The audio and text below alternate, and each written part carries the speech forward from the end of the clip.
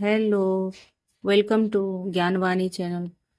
तो फ्रेंड्स, हम जैसा कि व्याकरण में हम कुछ पढ़ रहे हैं, तो अभी एक दो दो तीन कुछ क्लासेज ले चुके हैं, या फिर जैसे एक क्लास, अभी इसके पहले का क्लास हम वर्ण पढ़ रहे थे, फिर संविधान के बारे में पढ़ा, फिर ये देवनागरी लिपि के बारे में पढ़ा।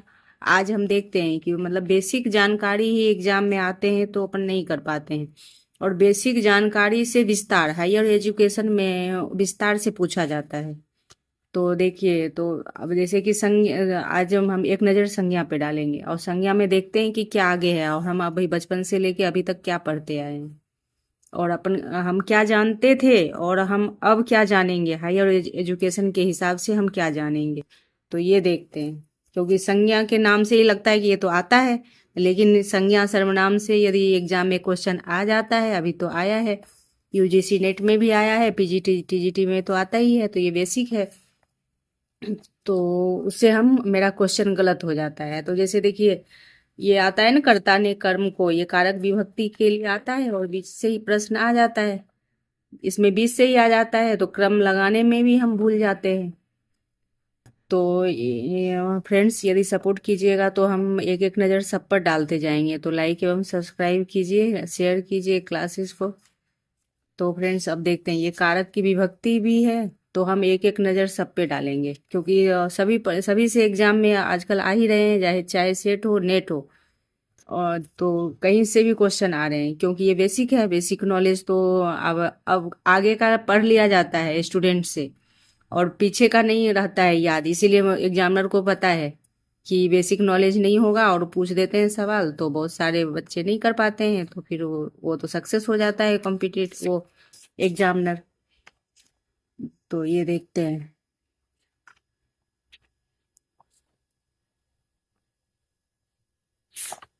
इस संज्ञा के बारे में।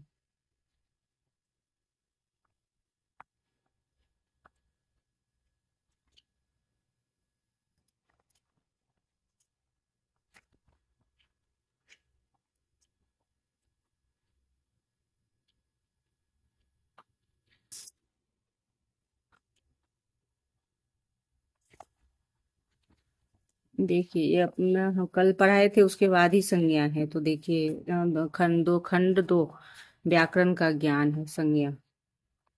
तो इधर तो क्या है, देवनागरी लिपि और भाषा क्या है, तो ये इधर ये था, और आगे है ये संज्ञा सर्वनाम विशेषण, ये कारक विभक्ति, ये सब है।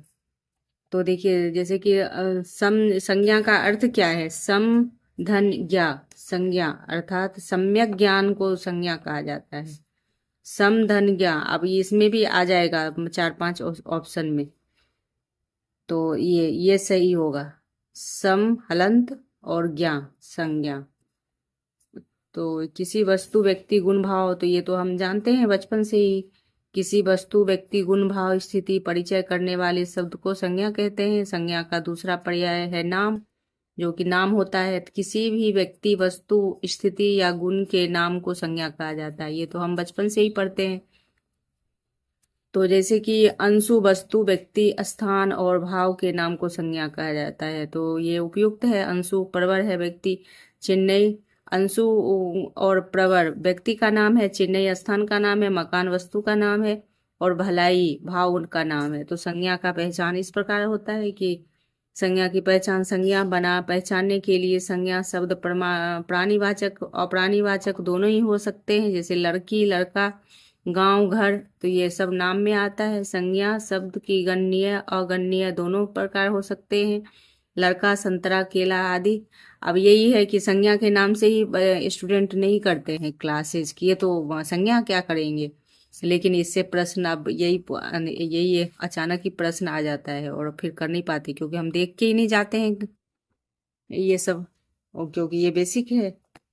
तो संज्ञा शब्द अगण्य है, तो पानी हवा प्रकाश अगण्य है, तो वायु प्रयुक्त हो जाता है। संज्ञा के कारकीय चिन्ह प्रसर्ग प्रयुक्त हो सकते हैं, वाक्य में उसकी स्थिति प्रभाव है।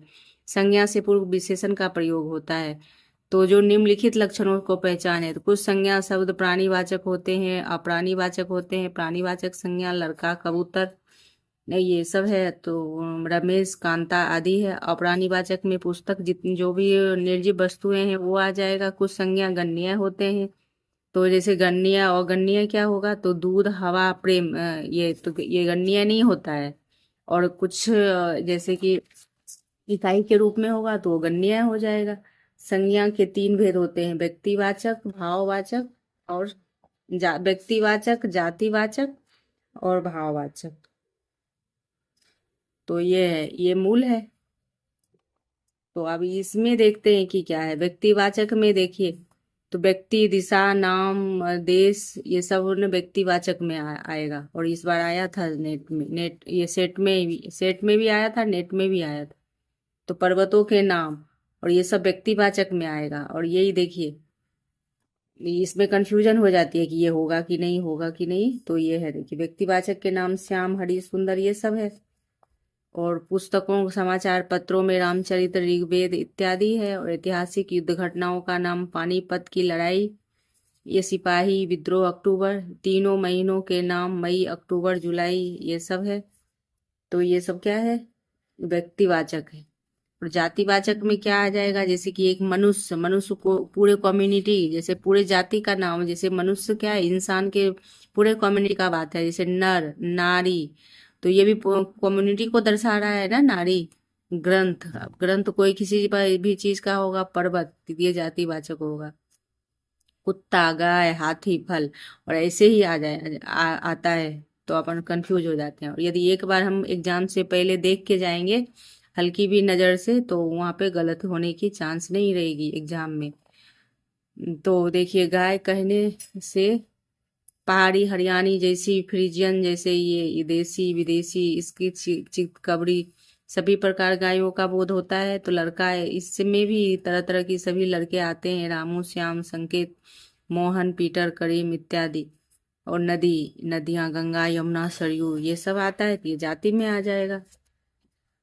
और फ्रेंड्स, हमने एक इसमें विशेष चीज देखा था अलग, तो इसलिए थोड़ा सा पीछे से ले रहे हैं, जो कि एक नज़र आपको अपने बेसिक नॉलेज पे भी आ जाएगा। और फिर आगे डिटेल से भी जो हम नहीं जानते हैं वो भी आ जाएगा।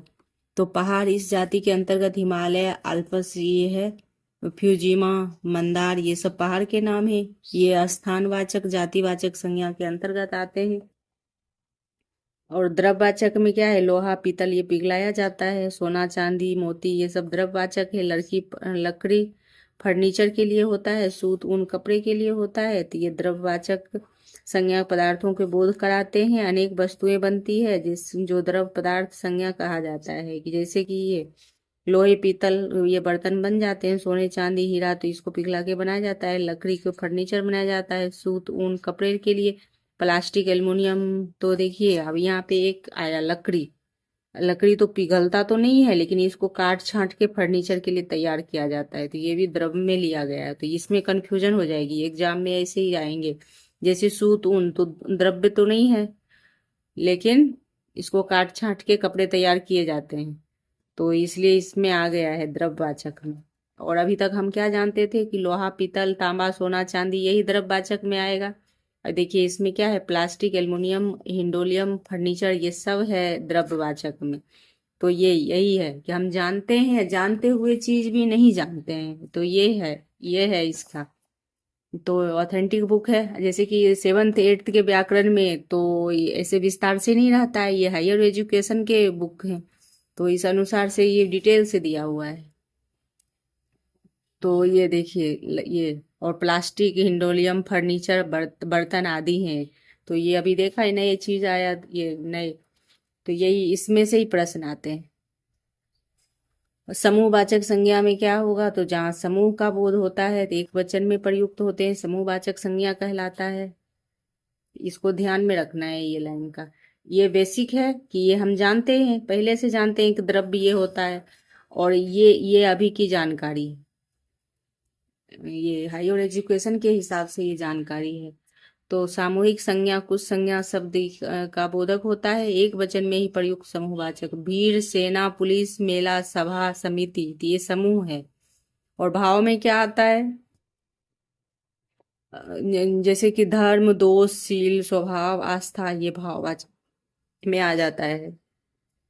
तो क्रोध और घृणा, प्रेम, अच्छाई, बुराई, बीमारी, लंबा, बुढ़ापा, बचपन, हरियाली, उमंग, सच्चाई, तो उदाहरणों के किसी भी को भी छू नहीं सकते। तो कुछ भाववाचक संज्ञाएं स्वतंत्र होती है, विभिन्न प्रत्ययों को जोड़कर संज्ञा वो उपयुक्त उदाहरणों में ही हम देख सकते हैं। क्रोध, घृणा, प्रेम, उमंग आदि स्वतंत्र भाववाचक संज्ञा, किंतु अच्छाई अच्छाई, बुराई बुराई ये सब है।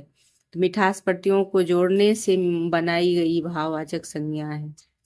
तो देखिए इसमें क्या आया है, भाववाचक संज्ञा में प्रत्ययों को प्रत्यय जो जोड़ दिया जाता है आगे, उसको प्रत्यय कहा जाता है। तो देखो बुरा, बुरा तो ये शब्द है, और इसमें आई तो ये विशेषता लग गई है, आई बुराई, बीमारी बुराई हो गई, और बीमारी बीमार था और बीमारी हो गई, तो बीमारी, लंबा लंबा था, लंबाई, बुढ़ापा बुढ़ापा, मिठास, बूढ़ा का ये पा लग गया प्रत्यय, तो मिठास प्रत्यय को जोड़ने से बनाई गई है भाववाचक संज्ञा है। तो ये इस प्रकार देख लीजिए, गुण में क्या है, लंबा, लंबाई, तो ये भाववाचक संज्ञा प्रत्यय को जोड़ा गया है अन्य शब्दों में। तो जातिवाचक संज्ञा है। अब ये इस प्रकार है, यहाँ पे देख लीजिए विशेषता दिया गया है जातिवाचक संज्ञा में। सर्वनामों से अहं जोड़ अहंकार, सर्व जोड़ सर्वस्व, सर्वनामों से जोड़ा गया है। तो यहाँ पर देख लेते हैं कि क्या है, कि अधोलिखित प्रकार से देखा गया। तो झूठा, ये है यौगिक भाववाचक संज्ञा शब्द सभी प्रकार के शब्दों के योग से संभव है।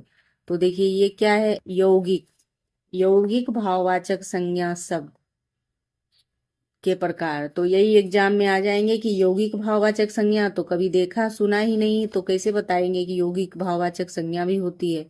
तो देखिए है सिंपल, लेकिन हम एग्जाम में घूम जाएंगे। तो यौगिक भाववाचक संज्ञा शब्द सभी प्रकार के शब्दों के योग से मिला से, परंतु मुख्यतः अधोलिखित प्रकार से देखने को मिलती है। जातिवाचक में वही है, पीछे जो देखा था ईश्वर है, तो ये प्रत्यय लगा है, ईश्वरत्व हो गया। गुरु, गुरुत्व हो गया। पशु, पशुता, ता लग गया, पशुता षठ, तो ये जातिवाचक संज्ञा हो गया। बाप तो एक है, बपौती, तो ये है। नर, नरत्व, नारी, नरित्व, बंधुत्व, ये है। तो ये एक एक बार देख लीजिए, तो फिर एक बेसिक नॉलेज रहेगा। सर्वनामों से अहम, अहंकार, सर्वनाम तो अहम है, तो अहंकार। सर्व, सर्वस्व, मम, ममता, पराया, तो इसे अपना अपनत्व। विशेषण से अमीर, अमीरी, विशेषण में अब जो विशेषता जो होती है जिसकी, तो ये है देखा है। क्रिया भाव तो उतरना, उतरना, उतार, उतरन, उठान, पूजना, पूजापा, थकान, थकना, थकान, सुधारना, सुधार, ये सब है। अव्ययी भाव, भाव संज्ञा, अव्ययी भाव में क्या होगा, ऊपरी, ऊपर, ऊपरी, मैल, मैला, दूर, दूरी, और धिक, धिक्कार, समीप, समीप, सामीप्य। और ये अव्ययी भाववाचक संज्ञा ऐसा दे दिया जाएगा तो क्या करेंगे, तो फिर ये ध्यान में रखना, नीचे निचला। तो एक बार देखना है, देखिए इंपॉर्टेंट है कि नहीं आप ही समझ लीजिए। जैसे कि आप लोग एग्जाम दिए होंगे तो देखे होंगे किस प्रकार से प्रश्न आजकल आ रहा है एकाएक। द्रव्यवाचक संज्ञा, तो द्रव्यवाचक संज्ञा में द्रव्य पदार्थ का बोध होता है, जैसे माप तौल गिन सकते हैं, लोहा, सोना, चांदी, तांबा, दूध, पानी गिन सकते हैं। तो ये है। समूहवाचक संज्ञा, संज्ञा में से अनेक शब्दों का, प्राणियों का समूह का बोध होता है, समूहवाचक संज्ञा कहते हैं, जैसे परिवार, संघ, सेना, ये है। तो रोचक बातें, फल द्रव्यवाचक संज्ञा है। रोचक फल द्रव्यवाचक संज्ञा है क्योंकि इसे तौला जाता है, लेकिन फल के अंतर्गत जो सभी प्रकार के फल आते हैं, तो इस आधार फल तो जातिवाचक संज्ञा में। अब फलों के यदि आम की बातें करें तो एक खास प्रकार के फल का बोध होगा, के अंतर्गत सभी प्रकार के आम आएंगे, सिपिया, बम्बैया और जर्दालू, सुकुल, गुलाबाखा, गुलाब खास। अब तो आम को जातिवाचक मानना उचित होगा, और मालदा आम को व्यक्तिवाचक, परंतु कोई व्यक्तिवाचक मालदा आम में से केवल दुधिया मालदा की बात करे तो क्या माना जाएगा? क्या स्पष्ट है होगा कि व्यक्तिवाचक अब थोड़ा नीचे, दुधिया मालदा ऊपर? तो वो सभा समूहवाचक संज्ञा, क्योंकि यह समुदाय का बोध है। अच्छा भाई, तो आम सभा, बाल सभा आदि क्या है? दर्जी आपको मापता है और डॉक्टर तौलता है, तो यह आप स्वयं तौलते हैं, तो आपको मानक पाठ क्या माना जाएगा? जबकि जातिवाचक, व्यक्तिवाचक या द्रव्यवाचक? तो निष्कर्ष में क्या आएगा? संस्कृत के विद्वानों ने द्रव्यवाचक और समूहवाचक संज्ञाओं का अंतर्भाव भाववाचक संज्ञा में माना है। डॉक्टर किशोरी दास वाजपेयी ने अपने व्याख्यान में निष्कर्ष निकाले, कहा है कि संज्ञा मात्र एक ही जातिवाचक संज्ञा। हम अध्ययन समझदारी करने के लिए, बच्चों को सिखाने के लिए भिन्न भिन्न प्रकार से बातें करते हैं। तो शायद इसी उलझन के कारण आधुनिक व्याकरणों के आधुनिक अंग्रेजी भाषा अनुकरण करते हुए बिल्कुल साफ तौर पे माना है। संज्ञाओं को मुख्य रूप से 3 प्रकार है कि व्यक्तिवाचक, गणनीय संज्ञा, वाचक संज्ञा, गणनीय संज्ञा और गणनीय संज्ञा। विशेष कभी कभी एक प्रकार की संज्ञा दूसरे प्रकार में प्रयोग की जाती है, परंतु वहाँ वह विशिष्ट अर्थ का द्योतन करती है। जैसे जाति व्यक्तिवाचक संज्ञा का जातिवाचक संज्ञा के रूप में प्रयोग एवं जातिवाचक संज्ञा का व्यक्तिवाचक संज्ञा के रूप में प्रयोग तथा भाववाचक संज्ञा का जातिवाचक संज्ञा के रूप में प्रयोग आदि इसी प्रकार उदाहरण है। इसमें क्रमशः इस तरह समझा जा सकता है। तो व्यक्तिवाचक संज्ञा का जातिवाचक रूप में महात्मा जी हमारे राष्ट्रपिता हैं, तो महात्मा गांधी। तो ऐसे हैं कि पंडित जी हमारे देश के प्रथम प्रधानमंत्री हैं, ये पंडित जवाहरलाल हैं। लोहिया जी समाज के नब्ज, तो ये हैं। भाववाचक संज्ञा में मैं जिंदगी में बड़ी बड़ी ऊंचाई नीचाई लिखी है हमारी प्रार्थना में। ऐसे ऐसे शब्द आते हैं और अपने को बताना होता है क्या एग्जाम में कि कौन सा भाववाचक संज्ञा है, कि ये आ जाएंगे। ऐसे 5 ऑप्शन में आएंगे और हमारी प्रार्थना में बेकार नहीं गई है। हमारी प्रार्थना में बेकार नहीं गई है। इतनी नजदीकियां भी कभी कभी दूरियों में बदल जाती है। तो फिर आ जाएगा कि कौन सी संज्ञा है भाववाचक, इसमें क्या है? तो ये भाववाचक संज्ञा है। अरविंद कुमार ने अपनी पुस्तक संपूर्ण हिंदी व्याकरण एवं रचना में लिखा है। तो इसमें से प्रश्न बनेंगे। अब सीधा सीधा प्रश्न नहीं होगा कि भाववाचक है या जातिवाचक है। ऐसे शब्द आते हैं एग्जाम में कि आप बताइए कि भाववाचक कौन सी संज्ञा में आ रहा है। मैंने जिंदगी में बड़ी बड़ी ऊंचाइयों और नीचाइयों को देखी है, तो ये किस संज्ञा में आएगा? तो भाववाचक संज्ञा में तो देख लीजिए किस तरह का बनता है जो भाववाचक में आएगा कि व्यक्तिवाचक में। यही फिर कंफ्यूजन होगी या पूरे ही कंफ्यूजन होगी। हमारी प्रार्थना में बेकार नहीं गई है, हमारी प्रार्थना बेकार में नहीं गई है। तो ये शब्द का उल्टा है। ये हमारी प्रार्थना बेकार में नहीं गई है। इतनी जिंदगियां भी कभी कभी दूरियों में बदल जाती है। डॉक्टर अरविंद ने हमारी पुस्तक संपूर्ण हिंदी व्याकरण एवं रचना में लिखा है। अरविंद कुमार ने अपनी पुस्तक संपूर्ण हिंदी व्याकरण में लिखा है, जातिवाचक से व्यक्तिवाचक में बदलाव। निम्नलिखित वाक्यों को ध्यानपूर्वक देखें। गांधी जी को राष्ट्रपिता कहा गया है। मेरे दादाजी पूरी, अब देखिए कैसे बदलाव आता है जातिवाचक से व्यक्तिवाचक में। तो गांधी जी को राष्ट्रपिता कहा गया है और मेरे दादाजी पूरी यात्रा पर निकले हैं, तो ये जातिवाचक से व्यक्तिवाचक में है। गुरु जी का व्याकरण आज भी प्रमाणिक है और वह व्यक्ति देवी का अन्य भक्त है, तो इसमें से प्रश्न बनेंगे। गोस्वामी जी ने रामचरितमानस की रचना अवधी भाषा में की है, तो उपयुक्त में रेखांकित पद की बात न कर खास व्यक्ति एवं स्थान की बातें कहते हैं।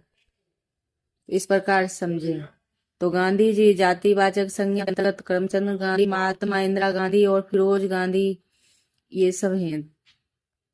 तो देखिए पूरी भी जातिवाचक संज्ञा है। इसके अंतर्गत तमाम पूरियां जैसे कि जगन्नाथपुरी, पावापुरी, अलकापुरी आदि आते हैं। तो ये जगन्नाथपुरी तो ये है। और गांधी जी क्या है? गांधी जी जातिवाचक संज्ञा के अंतर्गत करमचंद गांधी, महात्मा गांधी, तो इंदिरा